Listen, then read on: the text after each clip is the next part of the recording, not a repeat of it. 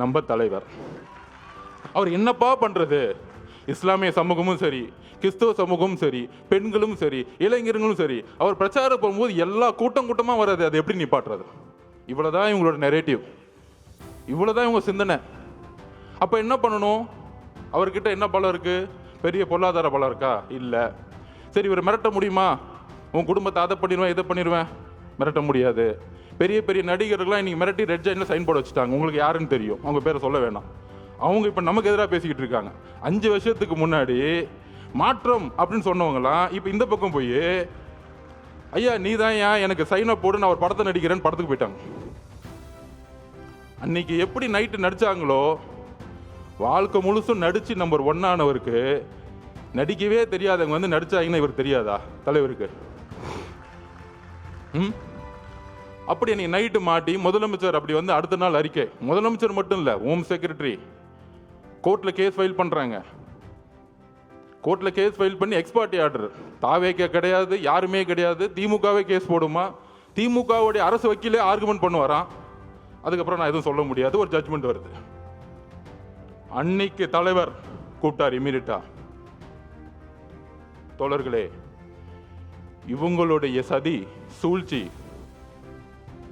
கரூருடைய சூழ்ச்சிகள் நம்ம ஒட்டுமொத்த கட்சியும் அழிக்கிறதுக்கான வேலையை செய்ய ஆரம்பிச்சிட்டாங்க. அதில் துரைமுருகன் பேசுறாரு, யாரு? கட்சியோட பொதுச் செயலாளர். ஒரு நம்பர் கமிஷன் விசாரிக்கும், விசாரிச்சுட்டு உண்மை இருந்தா தலைவர் விஜய் மேல வந்து நடவடிக்கை எடுப்போம். நாங்க அதுக்கெல்லாம் பயப்பட மாட்டோம். இவங்க சூழ்ச்சி எங்க வந்துச்சுன்னு பாத்தீங்களா? இவங்களே கமிஷன் போடுவாங்களாம், இவங்களே காவல்துறையை போட்டு விசாரிப்பாங்களாம். திருடனும் அவனே, உள்ள வச்சுக்கிறனும் அவனே, அவனே நியாயம் வருவானாம். இதுதான் இவங்க பஞ்சாயத்து. அதிகாரம், அதிகார மமதை. அப்போதான் சொன்னார், ஒரே ஒரு மீட்டிங், சுப்ரீம் கோர்ட் போங்க, நம்ம நியாயம் ஜெயிக்கும்னு சொன்னார். ஃபர்ஸ்ட் நம்பிக்கை கொடுத்தது அவர் தான். இந்த சும்மா சொல்றாங்க பாருங்க, இவர் ஆலோசனை கொடுக்குறாரு, அவ்வளோ ஆலோசனை கொடுக்கிறாரு, எல்லாத்தையும் பார்த்து தான் வந்திருக்காரு. அவருக்கு எந்த ஆலோசனையும் தேவையில்லை. அவர் சொன்னா செய்யறதுக்கு இங்க இருக்கவங்க எல்லாரும் இருக்கிறோம், 1.5 கோடி பேர் இருக்கும் சொல்ற செய்யறதுக்கு. எங்களுக்கு அவரை பத்தி உங்களுக்கு தெரியாது, அதிகமா பேச மாட்டார்.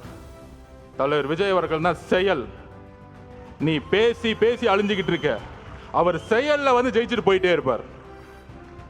அதாவது இந்த கரூர் இன்சிடென்ட், கரூருக்கு முன் கரூருக்கு அப்புறம்னு சொல்லலாம். இந்த 41 குடும்பத்தையும் தலைவர் இங்க வந்து பார்த்தாரு. ஏன் பார்த்தாரு? உடனே அனுதாபம்லாம் நம்ம அங்கே தானே போகணும், இவர் ஏன் அங்கே போல, கரூருக்கு ஏன் போல? அதுக்கு நான் பதில் சொல்றேன். கரூர் காவல்துறை இருக்கு பாருங்க, ஒரு வினோதமான காவல்துறை. நம்ம பார்த்திபனுக்கும் மதியனுக்கும் தெரியும். 8 நாளுக்கு முன்னாடியே 9 நாளுக்கு முன்னாடியே மனுவை கொடுக்குறாங்க. அது நம்ம தவறு தான் ஒத்துக்கலாம். ஏன்னா நம்ம காவல்துறையை நம்பணும்ல, அதுதான் நம்மளுடைய மிகப்பெரிய தவறு. எங்களுக்கு அந்த அரசியல் தெரியல, ஒத்துக்கிறோம், சாரி. மக்களுக்கு நாங்கள் மன்னிப்பு கேட்டுக்கிறோம். அந்த ஒரு தவிர நாங்கள் எதுவும் செய்யலை. எங்கள் மதியனோ பார்த்திபனோ பொதுச் செயலாளரோ காவல்துறை போய் நம்பினாங்க. அப்போ காவல்துறை ஒரு இடத்துல நம்ம வந்து கேட்குறோம், ஒரு 6 இடம் கேட்குறோம். அப்புறம் காவல்துறை இருக்க டிஎஸ்பி, ஒரு சிறப்பு வாய்ந்த நேர்மையான டிஎஸ்பி, நம்ம விஜயகாந்த் சாரோட ஒப்பிடலாம், சினிமாவில் வர மாதிரி. அவர் தான் டிஎஸ்பி செல்வராஜ் அவர்கள். அப்படி அச்சுன்னு தும்முனா கூட கட்சி எடுத்துட்டு போவார். யாரு? நம்ம செந்தில் பாலாஜிக்கு கட்சி எடுத்துட்டு போறவர் தான் அவர்.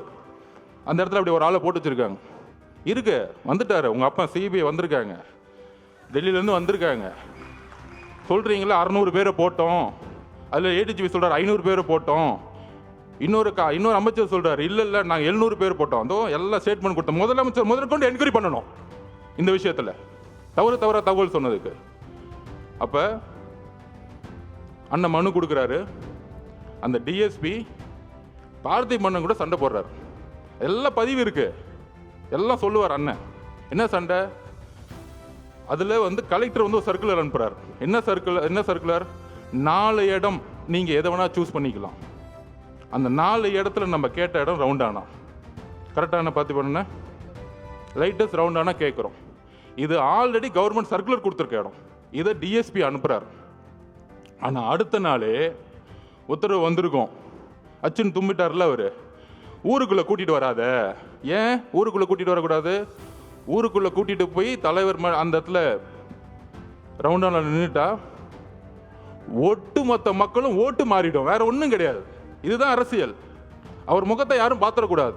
ஊருக்கு வெளியே ஓரமாக ஒரு ரோட்டுக்குள்ளே போ, அங்கே நீ என்னை பற்றி பேசுகிறேன்னா ஃபஸ்ட்டு செருப்பத்துக்கு அடிப்பேன், கலைப்புறம் பண்ணி பேசாமல் கிளம்பணும். இதுதான் திமுகவுடைய ரவுடி அரசியல். இந்த ரவுடி அரசியல் நமக்கு தெரியல, இதை நம்ம உணரல.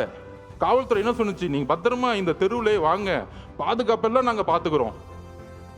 காலையில் 9:30 மணிலிருந்து ஈவினிங் அவர் எந்தெந்த நொடியிலிருந்து வராரோ எல்லாமே லைவ்ல ஓடிக்கிட்டு இருக்கு. காவல்துறைக்கு தெரியாதா அவர் எங்க வராருன்னு? இன்னும் 1960 யாருக்கும் தினத்தந்தி பேப்பர் அடுத்த நாள் வர தெரியறதுக்கு?